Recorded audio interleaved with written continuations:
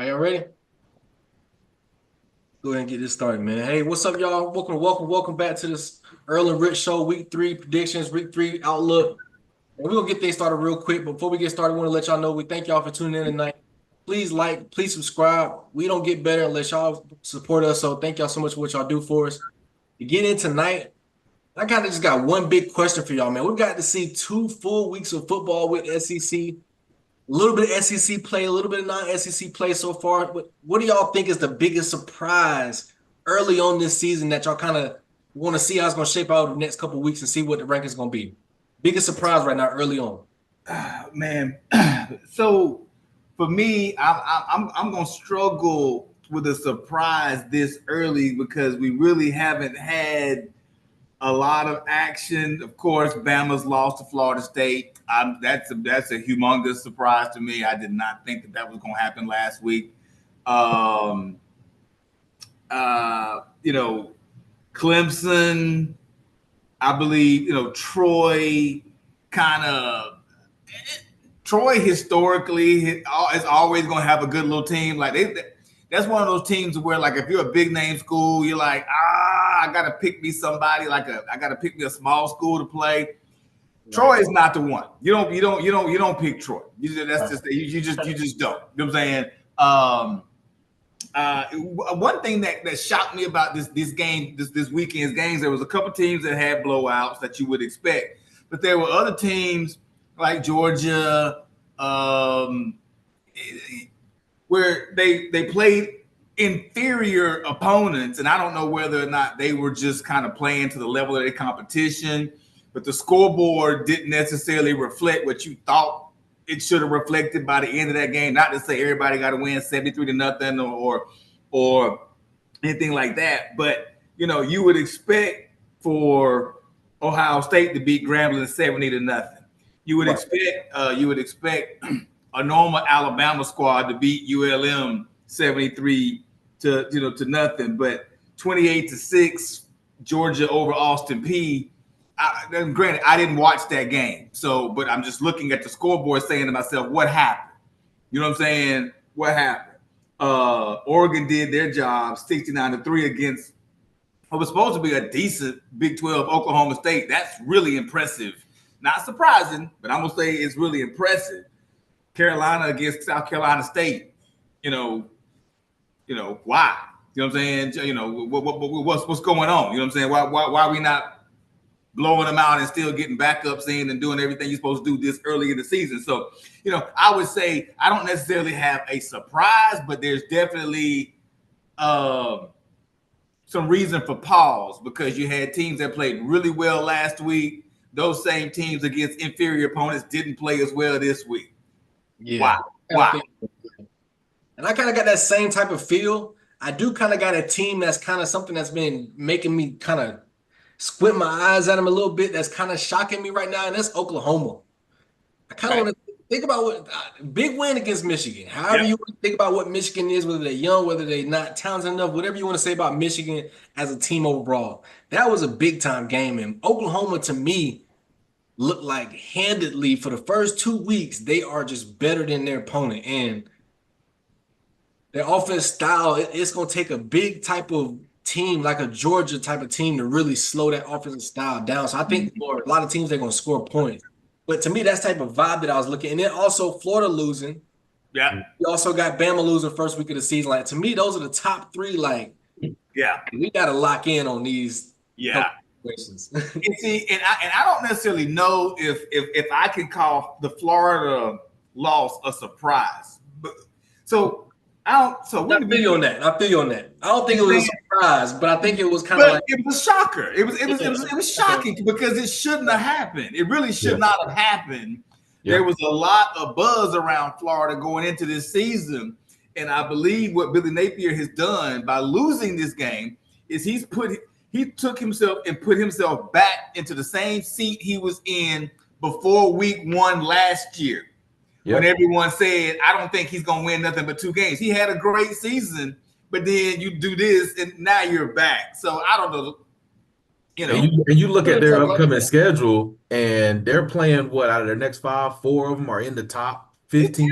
It's terrible. It's crazy. Yeah, you've put It's yourself terrible. behind the eight ball, and a lot of it is in my mind coaching because I think he's got a good team. It Yeah. just seems like whatever decisions they're making on the sideline just shoot themselves in the foot time and time again. You look at the beginning of that game, the first drive of their game, they've got a good running back that they've got, gave it to him 6 times the first drive, carried him down the field, and over the next 3 quarters of the game, you give it to him a total of 6 more times Yeah. over the rest of the game. And it's like, what is the thought process behind the decisions we're making? We're doing all these trick plays for Florida, and I tuned into a couple of it and looked at a couple of games. I'm just starting to watch some recaps of some games and get some feels of some guys around here. But it just seems like just miscombobulated. Like we're just out there just trying stuff for the sake of trying stuff and no real game plan as to using what works for us and what doesn't work for us. And I'm privy to it. I've witnessed this firsthand a couple years ago. We had a certain OC Satterfield that you would do everything one week that worked right. You find who the playmakers are, and the next week you write them out the game plan. Just say we just not gonna give you the ball. And it doesn't make sense to me. So seeing that it's just it's crazy to me. And Florida's one of those teams that, like y'all said, got a bunch of hype, especially in the fall camp area of the season. People saying, "Hey, watch out for them. They're gonna be real big." And now Not they one of looking them. down I the was gonna barrel say of that. Not one of them. I'm still watching Florida because of their quarterback, and I like Right. this. But I think as a football fan, I really tuned in last week 1, to them early games. That was like a Wednesday, Thursday, Friday type games. Boise State got beat by USF on Thursday night. And if you watch that game, yeah. it was kind of like, it felt like what you just said, Van. Like teams want to figure it out versus the name of USF. In this transfer portal day and age, you got some of these young teams that got these crazy athletic, talented type of guys. And I don't even know if it's a transfer portal type of situation. I really have to do my research on it. We're an SEC podcast. I try to focus on SEC teams. It's a lot anyway. But that quarterback at USF is one of them guys that's like, kind of like how Josh Allen plays. Like, you got to physically stop me on certain plays.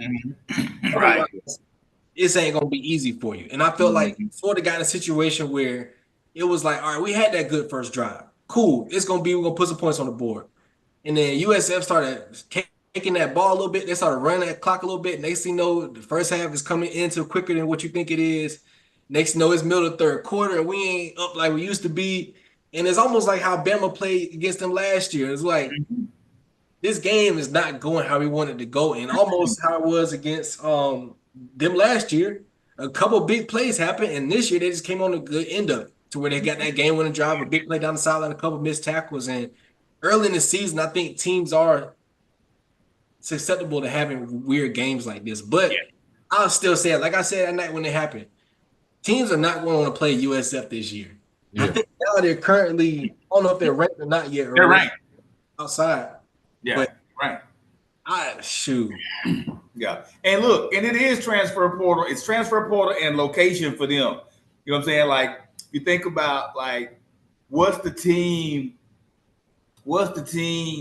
that if I'm a really good player, or let's say I'm a player that when I was coming up out of high school, I was a 2-star, 3-star, but I went to a smaller school, I developed. I'm not quite ready to go to Ohio State, Bama, Michigan yet, but I can make a pit stop in South Florida, right? I can make a pit stop as my trajectory is going up. You get enough of them guys in the right position. Or the opposite, or the person that's went down a little bit. That's the key right there, Drew. I might have got in trouble at Ohio State. I might have got in trouble at LSU. Right. Make a pit stop instead of going JUCO nowadays. You just like a team that's got a little bit of momentum. And to me, they play Miami this week.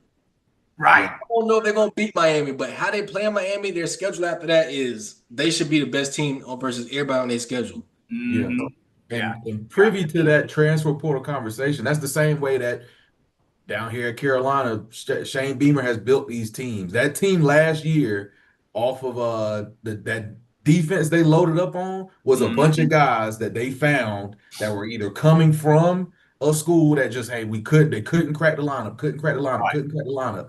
Practice wasn't already there, but come to a school where, hey, you're going to be the best player talent-wise in the room. You got some coaches that believe in you, are going to teach you how to do things the right way. Now you shining on the field. You know, look at Kyle Kennard coming from Georgia Tech, turned himself into a draft pick just that easily, coming down and playing in the system. Demetrius Knight came up, trajectory was going up. Hey, I just played good at Charlotte. Yep.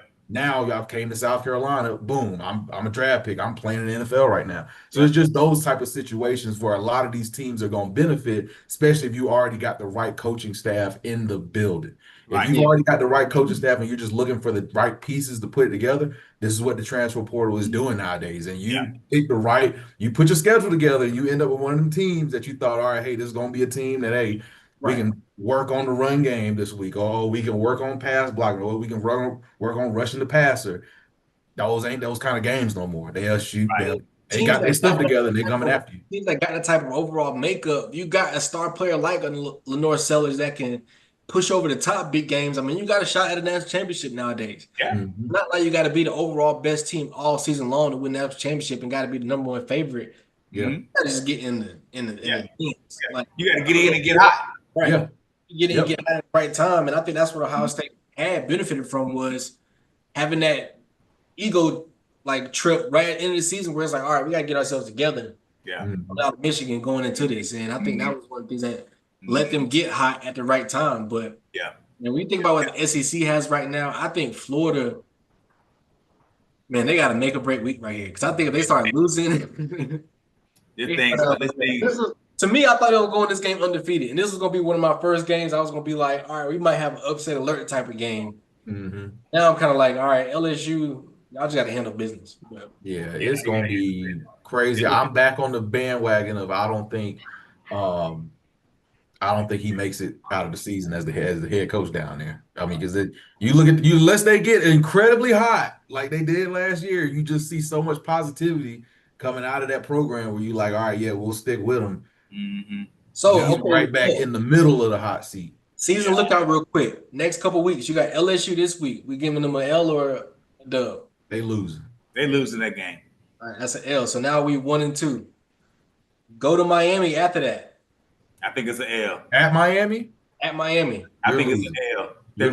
Especially after how bad they got beat last year. And now I'm telling you right now, that's a loss. Now we 1-3. And then we got Texas coming to us. Oh, it's a loss. 1-4. At Gainesville? At Gainesville. Still a loss. I got to see some more from Texas first. I got to see some more from Texas, too. Yeah, I got to see some more. It's still a loss. I'm with y'all. Hey, I need to go back and delete all my shit on Arch Manning right now because I'm about to hit the red button and eject on it. But, all right, cool. Stay with the focus, though. All right, Texas coming town. What y'all got? Loss. If I had to call it right now, I'm calling it a loss. I know I have more confidence in Texas. At 1-4, are we saying Napier's out the door? Or we still? No, I don't think so. I think you got a couple more. Yeah. Texas A&M after that. They're gonna lose against A&M. At Texas A&M. That's a loss. They're gonna lose. Now we 1-5 until we go to Mississippi State. Now look, Mississippi State. Stop. Time out. Mississippi State ain't no pushover this year. Time out. The boys playing ball. Look, I don't want to go left or right here, but I was gonna say there are two SEC teams that nobody's gonna be talking about probably until week 6. Yeah. Auburn and Mississippi State. Now, that's gonna be a loss. Mississippi State is going to beat Florida. That's 1-5. He's out. That's 1-6. He's out the door. He's gone. I think it's over at that point. When he loses to Mississippi State, who's on an upward trajectory, and loses bad, he's gonna be gone. After that, you got Georgia, Kentucky. Kentucky will get a win. Ole Miss, Tennessee, Florida State in the season. That's crazy. He may not win another game. You're having a losing record. Oh yeah, it's gonna get bad. It's gonna get bad.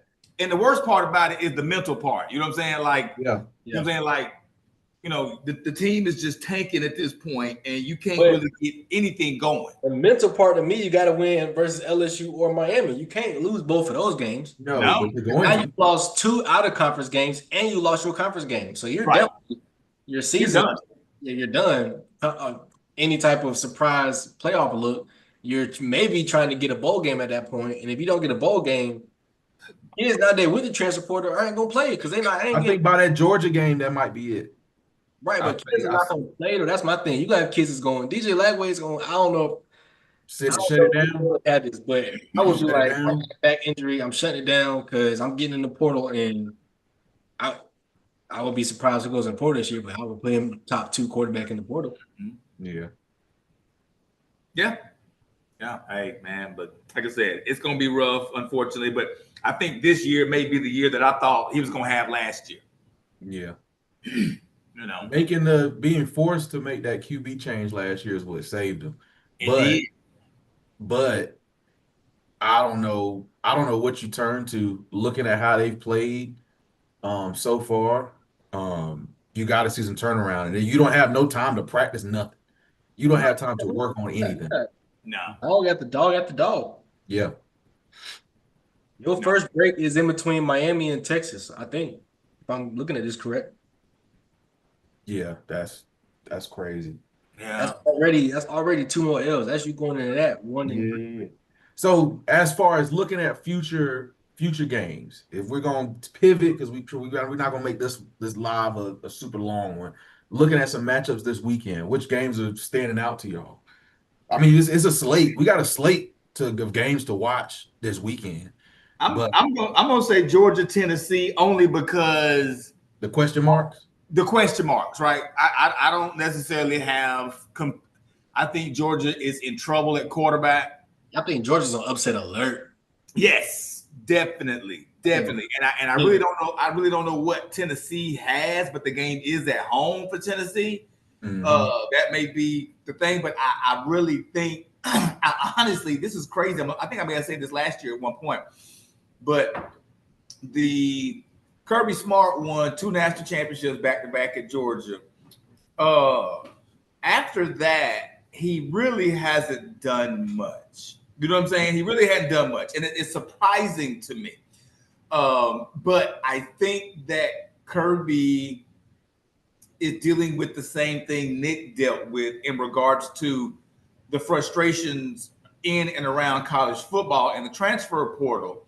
Mm-hmm. The advantages that Nick and Kirby had, albeit Kirby only had these advantages for maybe 2 years before all this madness started happening, and Nick had 20 years of being able to control the narrative.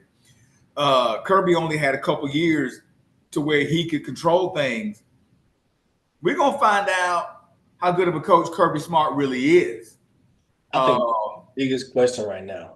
Yeah. I honestly think it's one of the I really ain't been in the sports talk world about the SEC when it comes to just talking about the SEC. But I think one of the biggest conversations in the country needs to be Georgia this season. Yeah. Yeah. I think if Georgia has, to me, I think they're going to make the playoffs because I think they're going to beat average teams. Mm-hmm. I think they're a playoff team, but I think if a first or second round exit, if they're not a deep playoff team, Georgia in the next year or so can look a lot different with Kirby Smart having a question of like, okay, cool, I can't keep talent. Correct. At third and fourth strings, my 2 national championship years where I got 4 or 5 stars coming off the bench wherever you got somebody going down in. And I think that's no more. He don't have that no more. Huge. Man, looking at last year going into the playoffs with Gunnar Stockton after Carson Beck got hurt, I had faith in him. And I still do. It's too early to say I don't have faith in him as a quarterback and what he could do with Georgia. But I was kind of like looking at this season, I was like, Georgia to me is a top 3 team in the country with him at quarterback. And I don't know about y'all, I haven't seen that yet. I've been watching some of their filming and stuff like that. I haven't seen that yet. I feel like they're still in that old Georgia phase of we're starting the season so slow, trying to figure out who we are. Yeah. This game versus Tennessee this week, I don't think you got an opportunity to start slow. No. You got to be ready in the first quarter to put up 14. Yeah. And that's Kirby's MO. You know, for the past 3 years, Kirby started slow. Yeah, and then they make halftime adjustments. They, like I said, I was calling it last year. They're the best team when it comes to making adjustments at halftime. You don't see many, if not any teams flipping the script and making it a complete new ball game in the second half of close games like you see coming out of Georgia. Yeah. But that all is on offense. Can Gunnar stop? Look at Alabama, Georgia last year. Look what this game could be this year. I think a lot could be the same thing. Correct. Hypo coming there with a crazy offensive game plan that Georgia just is not ready for early in that game. Get up 21, 24, nothing, 17, nothing. And Georgia's got a hill to climb now. You got to have your best foot ready to go. I think they can do it. I don't think it's gonna be something where I'm like Georgia is just getting blown out. I don't think it's that type of situation, but I think Tennessee's gonna come out Yeah. ready to go. To me, They got a lot of confidence. it's Tennessee their got a lot of quarterback, it's their confidence right now. quarterback's coming out party. Yeah. And this is the game that if I'm Nico somewhere in California somewhere, I do not want to see Tennessee win this game. No. Man, oh man, Nico. No, man. Pope I'm a fan. I'm a fan. I'm a fan. I want to talk about it so bad. Right. UCLA sucks. All I can say is Pope, baby. I know they suck, and he sucks with them. God damn. I don't know if it's personnel or talent, but I'm like, you look awful. Yeah. That's terrible. Focusing on what we got this weekend. Tennessee's a big one. The one I got will be Notre Dame, Texas A&M. Yep. Yeah. I think in the aspect of a limelight game, that's one. My slate is going to be Alabama, Wisconsin. That's 12 o'clock game. Yeah. Eyes got to be on Alabama and who they're going to bring to the table. Yep. The falls right there last week against Monroe. I was up and down. I felt happy about it, but at the same time, I was like, to me, Bama this is what you got to do coming off of a loss to Florida State. Correct. You have no choice but to come out here and belt ass somebody. Right. Send them home crying. Yeah, that had to happen. Right, but a shutout 73 win with a 100% passer rate for Ty Simpson is encouraging. That gives you confidence. Right, encouraging his confidence without Ryan Williams there. So, I mean, we're going deep in the belt, and I forgot the little guy's name. I meant to say it tonight, number 17, the freshman that came in. Brooks? Yeah. Yeah. Me and Shaw was talking about it before we started the live tonight, Vans. Bama's at a point in the season where they got to go young. Yeah, you think so? Just start building the guys that you've started bringing in. Do it now. Quarterback room to me is a tough situation to go through because I like Austin Mack. Yeah. I personally like Austin Mack as a 6'6" pure passer that's played with Debo back in Washington, that's been in his system for 3 straight years now. I'm like, you somebody to watch. And they gave a little what I like to call like a package. Not like a pass, but like a pressure moment for Ty Simpson when they took him out when he was on that run. Oh, yeah. Early in the second quarter where he was on like a 3-touchdown run and they put Austin Mack in there for a drive. And Austin Mack had a successful drive as well, too. And it's kind of like, all right, Ty Simpson's not done tonight, but it's that change in pace momentum to see if you can adjust in the moment. That's all. Like, I feel like they was in that moment where they were trying stuff with Monroe. Now, I'm not making the comparison. Okay. But that situation reminds me a lot of what Clemson did when they had Kelly Bryant at quarterback. Same where you got a guy, he's the guy. It's serviceable, so on and so forth. And you got this other guy, this young guy that you just brought in. They're seeing everything you want to see out of him in practice. Right. Hey, I just want to see something. Let me just see. Let me just My thing is, I would feel better if Ty Simpson struggled. Right. But he didn't look bad any type of way. He struggled. I was like, okay, cool. I would feel better about it. But he looked great with that happening and without that happening. I was like, all right, you look great. Austin Mack on that drive and the drive after that looked great. And Keelan Russell coming in as a true freshman. I'm like, if I got a decision as a coach, I'm sorry. I'm going young. I'm going young as these days. And it's be like a Lane Kiffin type coach and take some losses that I probably shouldn't, but I like the young buck. Yeah. And I would, like I said, I like Austin Mack. He's big. One of his first passes that he threw, it was like it wasn't a screen, but it might have been like a little quick speed out or whatever. He threw the ball so daggum hard. The dude caught it, but I was like, okay, maybe that was just nerves. You know what I'm saying? But the guy, I saw him throw a couple other balls. The guy's got really good form. The guy's got really good footwork. Keelan's got really good form. He's got really good footwork. And what I mean is better than Ty Simpson, if you ask me. Now, I would say that too. Right. You know what I'm saying? Like, as far as like the quarterback position and, release point being up here high, you know what I'm saying? The ball coming out, you know what I'm saying? The right way. You're doing all this. Everything is right. Your torque, all that. Keelan actually impressed me the most when it comes down to technique, and that technique shows in his ball flight. And I'm sure they see this in practice, but I'm sure it's the mental stuff. He's young, but but it's so hard to decide because I mean, my thing is, okay, cool. Ty Simpson, you've gained and deserved your start this season.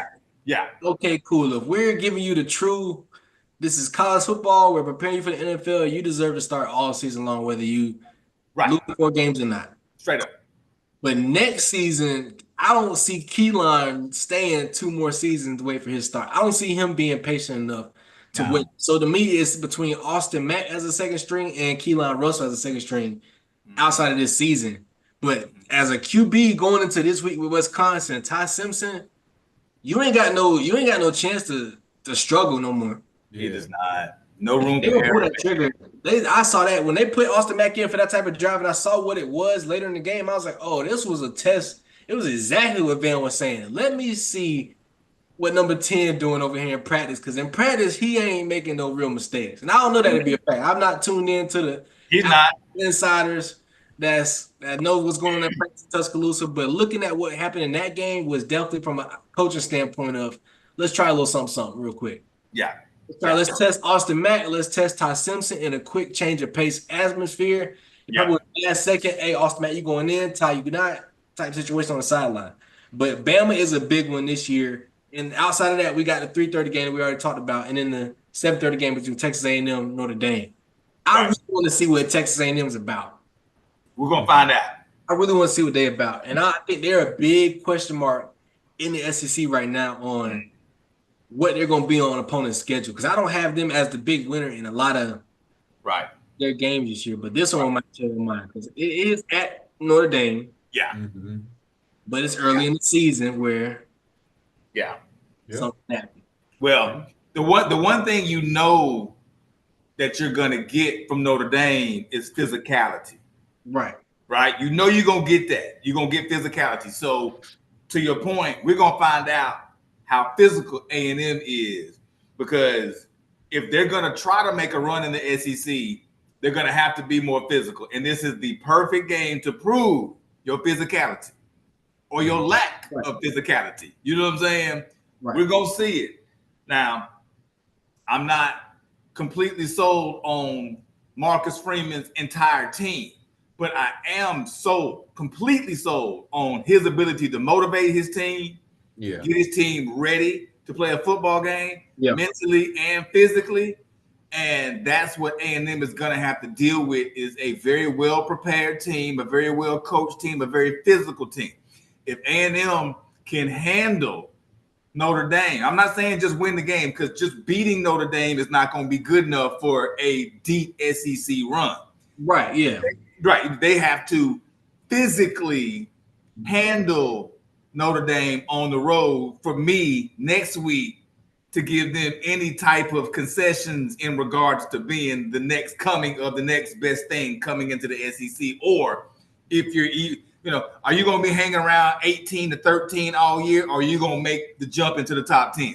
This game is going to let me know whether they're ready for that or not. Right, which, to be real, I mean, you got 2 back-to-back games in a row, but between Notre Dame this week and Auburn next week, you saying if you win this game, Auburn's going to be ready to make a statement versus you. Correct. So it's going to be in some situations, and then not just saying some big names real quick. You got Auburn on your schedule. You got whatever Florida's going to be, LSU on your schedule, South Carolina and Texas on your schedule. Not saying naming everybody, but those are some big name guns. Regardless of your week this week, you still might be a 3 to 4 loss SEC team. I mean, you really got a hard schedule. Reed, as the quarterback, I think he's shown a little more passing ability this season than last season. But not LSU, Texas A&M's got talent. They got talent on their offense and defense, and they should be, and I feel like it's the same type of vibe for the last couple seasons. They should be a top 5 SEC team. But are you going to be, like Sean said, on the middle of the pack real quick? But real quick, before we end the night, I do want to give Vans a perspective on the naysayers, a little bit of talk to me. A little bit of length there in Vanderbilt talking trash about the SEC. All these people talking. Y'all worried about Vanderbilt? Y'all worried about Vanderbilt? Let me tell you, I'm not worried about Vanderbilt. We got a 17-game win streak going on against Vanderbilt. All right, a lot of teams did. Their roster has not changed dramatically. From last year. And last year we went to Vandy and handed them and Diego Pavia. Diego Poverty. Whatever you call it. Knock off Johnny Manziel. We knocked them off easily last year. Now, I'm not trying to jinx it.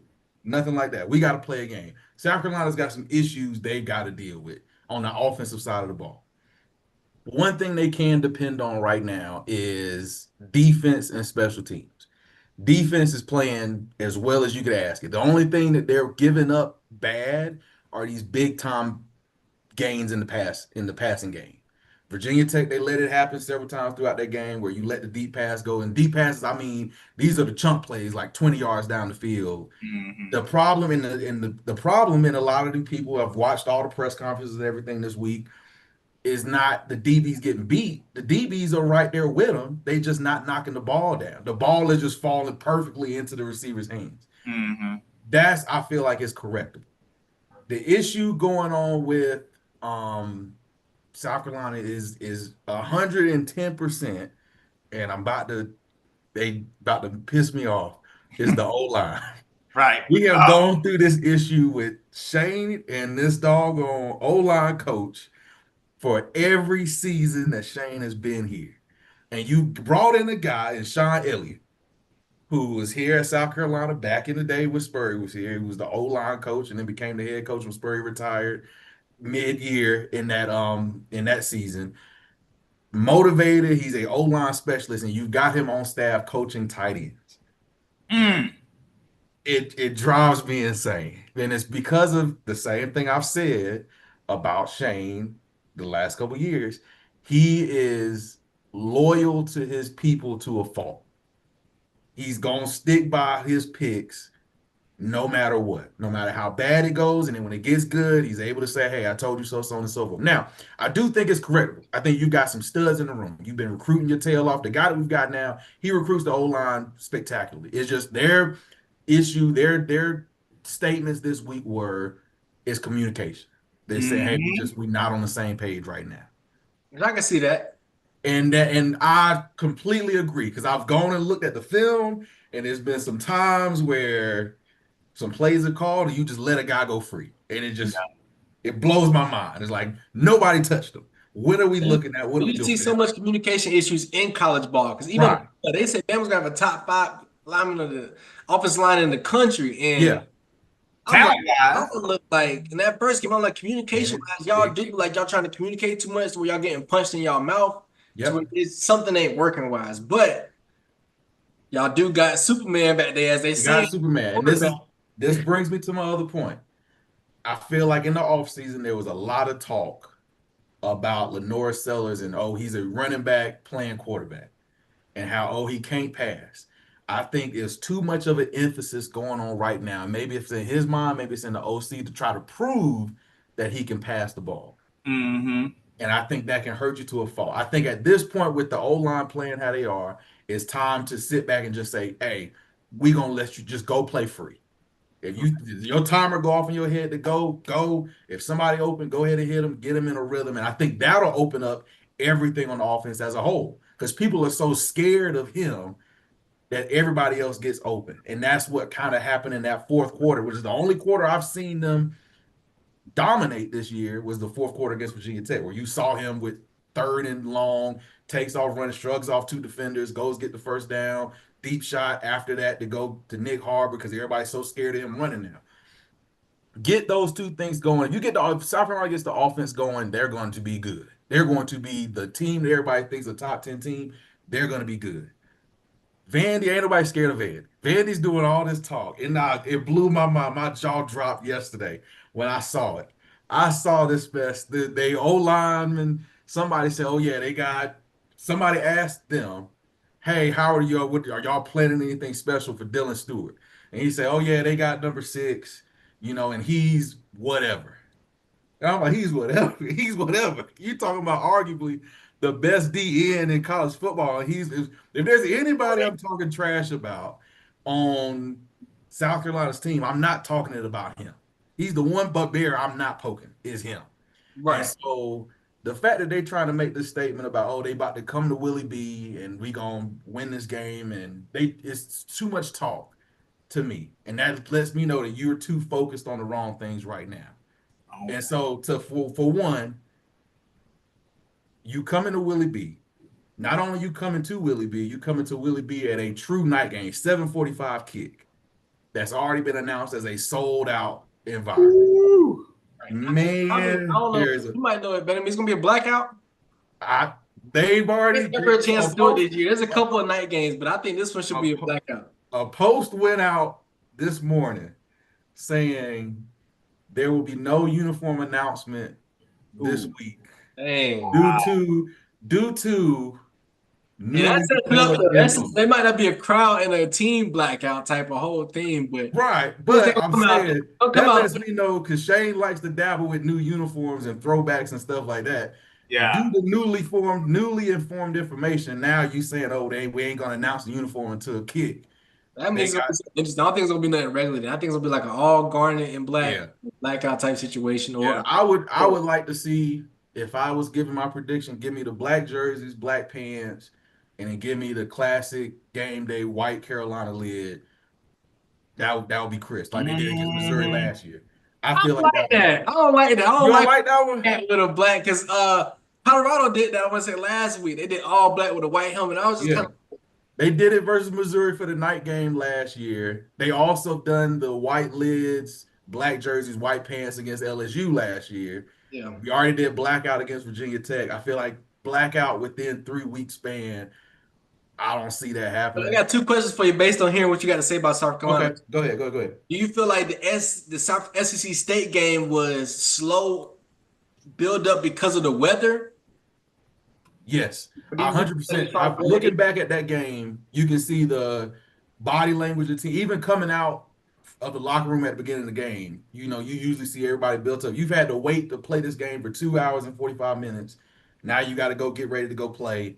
You could just tell, like, it was like, all right, let's just kind of get the game over with type of deal. And then already you deal with O-line penalties. Your first 4 drives, you're backed up within your 10. Now you restricted on what you're gonna call play wise. You haven't figured out the run quite yet. Now you're having to force yourself to run so that way you're not punting at your 2 yard line. It's a lot of stuff. So at that point, you wasted a quarter. You haven't eased into the game as far as play calling because you got to scrap your scripted first drive play off of that. But like I said, defensive wise, a lot of people were concerned. But looking back at, I rewatched the game today. Other than your front four or even your front seven, the line and the linebackers played to the third quarter. After the first quarter, the entire secondary went to third and fourth strings. That's who was out there playing. They were, and from what Clayton White, the defensive coordinator, said today in his press conference, he was like, "Yeah, we just saw some things. We were like, we don't want to get nobody injured. We just want to. It's late at night. Nobody's really stretched out the way they're supposed to be stretched out. We've been sitting around. Let's just kind of get in, get out, move on to next week." So I don't think you'll see that same performance. And albeit even with a bad quote unquote performance, you still won the game 38-10. Mm-hmm. But you've only given up 1 touchdown all season from this defense. Mm-hmm. So I'll take those statistics. Last season it took 2 games for South Carolina to get going. Old Dominion looked exactly like the SEC State game. The right. game we just saw was how he looked week 1 last year against an inferior opponent. Honestly, should have lost that game against Old Dominion.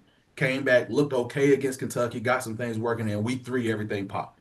Yeah. I expect to see that more because South Carolina, the team and the team and the coaching staff feed off of the environment, and you gonna get yourself in a. I'm in there. I'm gonna be at the game. You're Mm-hmm. gonna find yourself in a hostile prime time sandstorm. Get ready to learn it. You know, it's gonna be seared into people's brains after this weekend. So I'm calling a win. Vandy's still Vandy. They got a little hype. They talking too much. My second question, real quick, Go ahead, go ahead, go ahead, go Be ahead. bold enough since Vandy talking, they chirping. Yeah. Be bold enough to give a game prediction on this one, a score prediction on this one. Score prediction. Because I think Vandy's a better team than they were last year. But South Carolina gets the offense rolling. Special teams is rolling. I think you'll see a defensive touchdown in this game also to help the offense. I got to go 31-24, Carolina. That's a close game. It's going to be close. I'm not saying it's going to be a blowout in the sense. A little more high scoring than what I was thinking. I was thinking more of like a 17-20 type of game. Yeah. My thing is, I think you see and I don't mean to cut you off. This is my last thing. I don't think you see the same offense you've seen the last 2 games. I understand people say, oh, you know, blase. But this is the end of September, middle of September is when you see Shane's team start to take off heading into October. I think this is that first game where you see that start to take shape. And I'm telling you, it could turn into a blowout if the crowd gets into it and we start scoring early on offense. But I think it'll be a slow drag in the first half. Second half is when you see, all right, the environment's too much. Now we starting to our talent, which I still think we are much more talented than Vandy, start to take shape. Vandy cannot defend. I've watched their condensed game today too. They are bad against QB runs. They over pursue every single time, and they let drones for Virginia Tech run all over them, even though they lost that game last week. Those same runs you give up to him, you let Lenore's take some of those. Oh, you talking about some cribbed runs going on right now. So that's all I leave it with. I think they're taking advantage of a little bit of rage bait with y'all. Looking at today's generation and their lingo, they're trying to bait y'all into getting mad about this game because I don't think it's working. I think Vandy's in a situation where they got to benefit from the transfer portal, not this season, but for season to come. Yeah, you got a quarterback in whatever his name is. That's loudmouth. That's decent. He's a top 30 quarterback in the country, but he's not that guy you really wanted him to be. Yeah. I think for this week, since we really don't have an opportunity because Van is traveling to make our game predictions and have different type of videos for the big games this week, I think we should try to work on getting some polls out on some of the big games this week to see what our crowd is, see what our fan base is looking at and thinking about when it comes to what we think this season is going to turn out to be. But real quick, before we kind of wrap this overall live up, y'all got any other shocking points or big things you want to talk about when it comes to this week? Well, again, nothing shocking, but staying in the Carolina Vanderbilt vein, I still think it's just amazing that we're even talking about Vanderbilt. I think you know what I'm saying. We're even having a conversation about Vanderbilt. You know what I'm saying? If those goalposts never made it in the Cumberland River last year after beating Alabama, we wouldn't even be talking about this game. Which I'm glad we're not doing a game prediction because last year I said that I am a Vanderbilt fan after they beat us and put us in the dirt. So I do have to support Vandy. Right. You have to. Gonna be if South Carolina has a slip up in their schedule, I would think this would be the tough opponent just because it is that game opening the SEC. But I think that Vander is honestly outmatched. Carolina's too much. It'll be Carolina dropping the ball and Carolina having turnovers, which will make this game close. Yeah. But I think outside of that, we do got to keep an eye on Texas and Arch Manning. Yes. I think that's my last point I want to bring up tonight is I came out and said that Arch Manning at the end of the season is going to be one of the top players in the country. And I still believe he can be. And I think we might have lost Van, but I still think he can be. But at the end of it all, I think these last 2 weeks, you've seen him struggle. Even last week against that team, I was like, this is not who you're supposed to be. You came out super slow. People have rumors about you being having injuries in your shoulder because you're grimacing on certain throws. And Texas is all dependent on who their quarterback is this year and their trajectory. And this is their last week of the season where they can really not be them true selves and win certain games.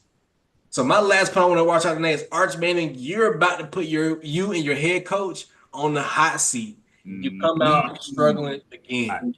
Well, look. Here's before y'all lose me again, here's my last point, and I'm making a prediction. Them purple pants from the upstate losing to Georgia Tech this weekend. Think so? I think so. I think they losing. Listen, I think it's possible. I have an associate of mine that is a booster for Clemson. He's a booster for Clemson. Mm-hmm. He has a lot of money at Clemson, and I talked to him today.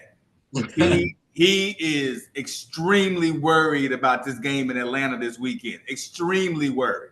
You know what I'm saying? Now, he said himself, he was at the game last weekend. The weather was crazy. You get there and, you know what I'm saying, you have to wait like an hour because lightning strikes 8 miles, whatever. Then the game starts and then another lightning strike happens. You got to go up under the stand. They were getting beat before the lightning strike. Right. You know what I'm saying? Troy, they were giving it to him. Man, listen. They have some issues. They got some issues, to be honest. They got some problems. Game on this podcast. Clemson got some true issues, but Georgia Tech is not going to beat them if they can't pass the ball.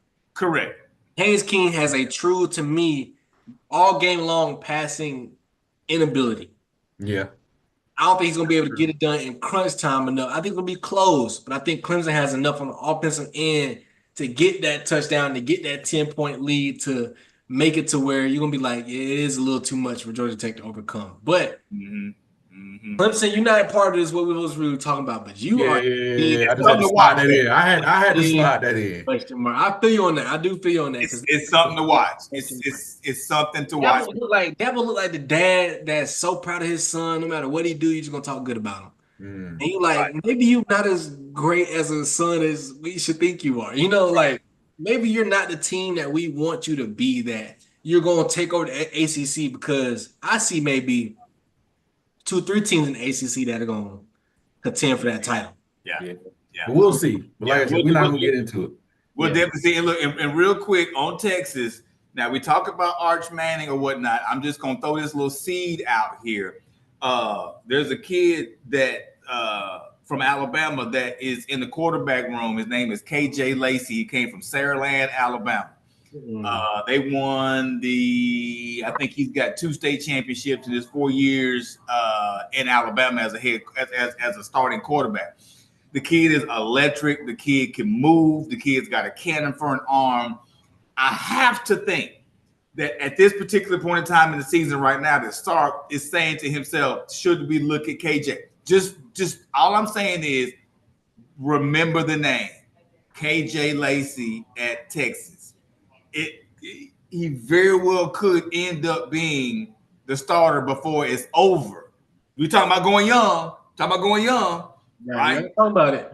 Talking about going young. Sark has a youngin back there that if he decided he wanted to run with, by this time next year, they would be on a completely different trajectory because the kid is just electric. He's just electric.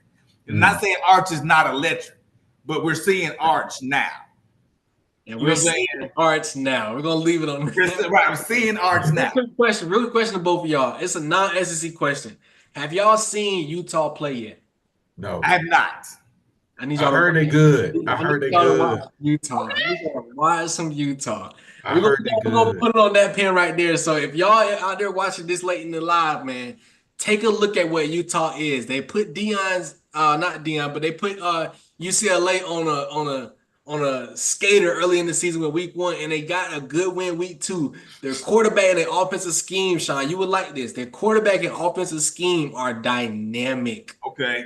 I'll put them up against any team in the country, not to win, but to say, love to see y'all try to slow this team down.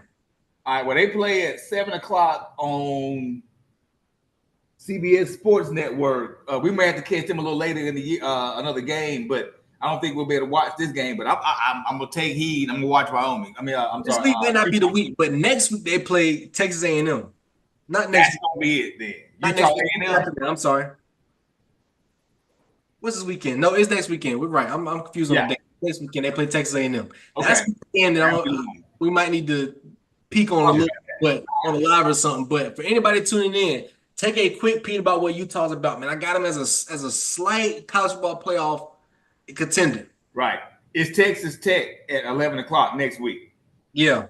Texas Tech. And that's going to wake everybody up to it, because Texas Tech's supposed to be this highly paid Texas Tech big time team. Correct. They're gonna have a chance of getting right there. But overall, for what we're looking at for this show right here, man, thank y'all so much for tuning in. We wanted this to be a quick live. We know we wanted to get some videos out this week, but we got some difficulties with traveling. But next week we're coming with a full slate on a live, probably the Sunday or Monday. So tune in for that.